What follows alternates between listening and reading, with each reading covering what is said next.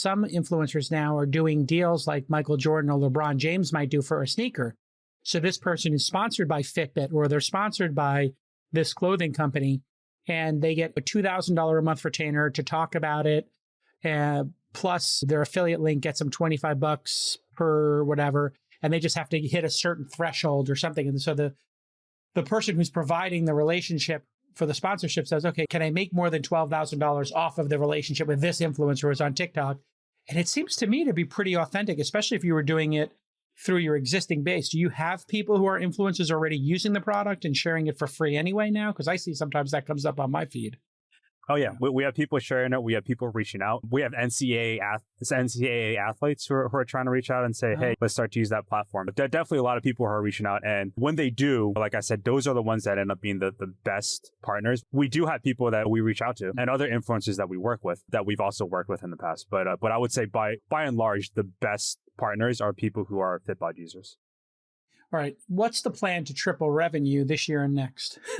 How do you make that next jump? And is it getting easier to make the jumps now that you have more resources? How has your life changed? Because it's one thing to grow from 6,000 to 20,000 a month or 20,000 to 50,000, but now you're starting to get to this $1 million plus a month in revenue. It is harder to move the needle. You have to take bigger swings, more money's at stake. Maybe you could talk to me a little bit about how do you keep this level of growth up and build out the team in order to do that? Yeah, I think we have a ton of room to grow with our existing product and our existing platform base. We have 225,000 paying customers. Wow, and Jason, 225,000 paying customers is amazing. Congratulations. Yeah, definitely. Thank you. But we're not there yet. And I think this product can definitely grow to over 1 million just by continuing to improve the product and giving our users a better experience. And I think with that, we just follow right in line of Calm, which really well, which has probably millions of users at this point. Subscribers, yeah. Millions. So I think we keep doing what we do better. And over the next 6 months, our roadmap allows us to continue to build a better and better product for our users, whether that's Google I/O, who presented us at Google I/O for their Wear OS app, their new watch app, or it's Apple WWDC, who presented us with their Apple Watch and the Always On feature that they're going to introduce. Always On is the new thing with the Apple Watch where the screen's always on. Exactly. And you'll see your workout on your watch, even when you lower it. So you can get that information on your watch all the time. And at WWDC, Apple introduced this feature using Fitbod as the example. Amazing. That's when you've hit it, is because that happened to Calm early on. And we started or Zynga, I remember my friend Mark Pincus, or Uber was included in some of those moments. And when you start getting asked by the platforms to do the special functionality, that's when you know you're in really great shape. Now, just talking about the financing of a company like this, you've been incredibly capital efficient. You've heard my term before, Pegasus. I think a lot of people on the program have heard it. Pegasus to me is defined as a company that's so profitable, they can fly over rounds of funding without diluting the cap table. What this basically means is you are able to grow the business off of revenues. I believe am I still the only major outside investor in the company? Yeah, that's correct. You're the main investor in Fitbod. And you've had many opportunities to raise money. I offered you money many times. And I remember I was like, hey, maybe we do a $10 million round. And you just only wanted to raise a couple of million. And so you've basically run this company with only diluting ballpark 10 or 15%. Is that ballpark correct? 15% maybe? Yep.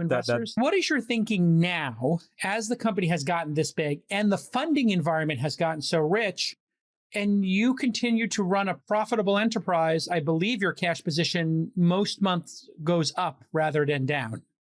Am I still correct on that? Yes. I read the updates and it's really very similar. It's like deja vu all over again. When I would read the Calm updates, Alex would send me the update and I'd be like, okay, you're going to raise more money. And they're like, no, the cash you're seeing there is the cash we're throwing off. This business is profitable. And I'd be like, oh, okay. So the $4 million you're saying there is money you made, or we got that money from investors? And I was like, no, that bank account keeps growing because we're profitable. What I will say is this, and I'm actually curious to hear your thoughts on this, Jason. And that's that, like I said, the most compelling thing for us right now is to make sure that we take care of our users on our team. Yeah. And if we think about that, we have a lot of team members who have been working really hard and had been with us for a number of years now. And so if I were to think about the most compelling reason to raise, it would be to give these team members an opportunity to see some liquidity in their shares. Sure. So we could do 10 million, 5 million in primary, 5 million in secondary. So that would be the way I would think about it. So then maybe try to raise 10 million at that 160. You earmark 5 million for primary to go in, and then 5 million to buy secondary. And there's plenty of people who like to buy that secondary. And what you do is the investors coming in would either get to buy one or the other. The secondary shares might be at a 10% discount to the preferred shares, typically, because they don't have the same right set. But anyway, it's pretty close. And then what you can, or sometimes they just go for the same price as the preferred if you have some motivated buyer. But then what you do is when the investors come in, you say, listen, we're doing this dual thing. For every $10,000, for every $1 million you put in, you get half and half or whatever it is. And the founders can drive that. I think that's another way to get a deal closed, like a big Series B, which is, this would be your Series A technically, because you really never did we price the last round? I'm curious. I can't remember. The last round, yes, it was priced. Yeah. So that was like a seed round at a big number. So if you call this a Series A, and you could even raise 25 million and have 10 go to secondary and 15 go to primary. And the reason to do it would be, it just gives you another 2 years of runway. And if something opportunistic comes out, you're not losing money. So just a war chest. But if something opportunistic came out, like an acquisition, or adding more team members, or you saying to the team members, anybody who's been here for 5 years can sell 10% of their shares. If you've been here 4 years, you can sell 7% of your shares, 3 years and under, or 3 years, you can sell 20% of your shares, whatever. And then 2 years, you can sell nothing. Only this applies to people 3 years and above. So you get that kind of nice longevity kind of approach. I think it's not a bad idea. I would think it's a smart idea, actually, because you do have people who've been there over 4 years.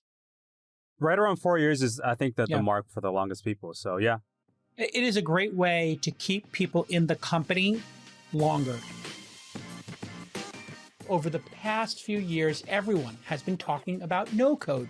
And one of the first no-code web app tools was Bubble empowers people to design and launch their own apps, marketplaces, or tools without needing coding skills or pricey engineers. Bubble offers a digital editor and cloud-hosted platform for as low as $29 a month. Users can build pretty much any complex web app, from marketplaces to social networks to SaaS tools and more. Why is Bubble so great for founders?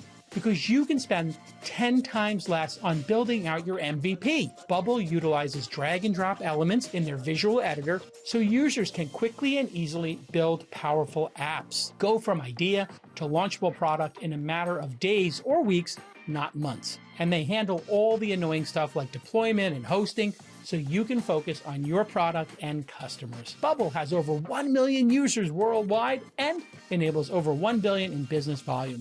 Their founder and CEO, Emmanuel, was on episode 1021 back in January of 2020, so you can check that out if you want to learn more. And Bubble is offering 1 month free on any of their paid plans, ranging from their personal plan of $29 a month to their production plan of $529 a month. But act fast, because they're only offering this deal for the first 500 redemptions. Head to bubble.io/twist and snag one of those 500 coupons.